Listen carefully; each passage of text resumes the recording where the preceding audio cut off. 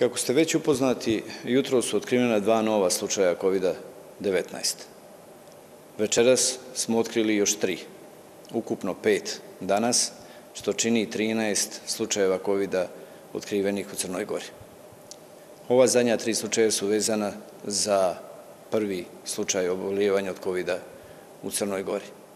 Ovo ukazuje da se epidemija širi. Ovo ukazuje da nismo poštovali ono što je preporučeno, da držimo socijalnu distancu, da vodimo računa o sebi, ali i o drugima.